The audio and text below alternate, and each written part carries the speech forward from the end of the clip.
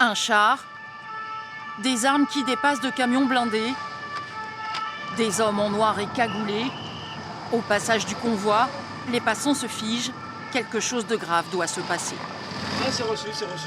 La majorité du temps, on est face à des individus qui possèdent des explosifs et donc il faut aller très très vite pour les neutraliser.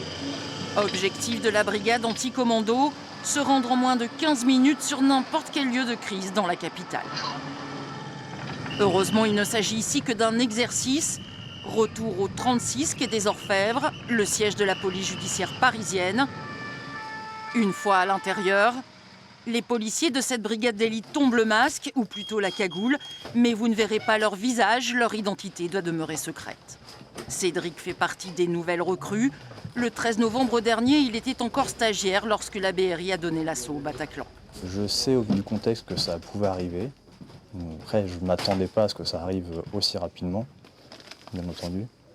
Mais oui, je pense qu'au jour d'aujourd'hui, tous les policiers ont à l'esprit que ça peut arriver, et ça peut arriver n'importe quand. Derrière l'effectif de la BRI, il y a sa famille, et entre autres pour les proches et les enfants. Je sais que ça a été très dur à gérer pour de nombreuses épouses et de nombreux enfants qui n'arrivent pas à comprendre le fait que leur père ou leur mari puisse aller au-delà du danger et mettre sa vie en jeu pour des inconnus. 22h30, la première équipe de la BRI pénètre dans le Bataclan. L'assaut final sera donné 1h30 plus tard. Entreposé tel un trophée depuis, le bouclier Ramsès criblé de balles, et puis ces lettres et dessins d'enfants que les policiers ont affichés sur la peinture écaillée des murs du 36. 2015, une année noire, mais aussi riche en enseignements pour l'ex-anti-gang.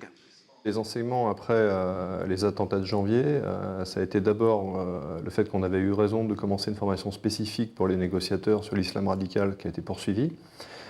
Ensuite, on a poursuivi également une réflexion sur la rapidité d'intervention et en créant en particulier la force d'intervention rapide au sein de la BRI.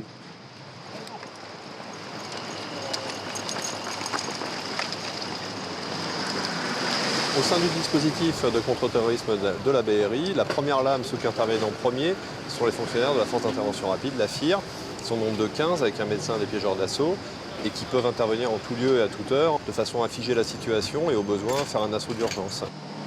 Alerte à l'Assemblée nationale. Un entraînement encore. Grâce au concours de la brigade fluviale, il ne faut à la FIR que quelques minutes pour parvenir sur place. À 33 ans, Cédric a attendu 10 ans avant de postuler à la BRI.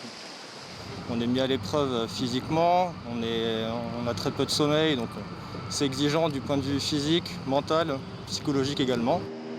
Moins nombreuse, équipée plus légèrement, la force d'intervention rapide a suscité l'intérêt de la Russie, des États-Unis ou d'encore d'Israël. Avec les attentats, l'effectif de la BRI de Paris est passé de 40 policiers à plus d'une centaine.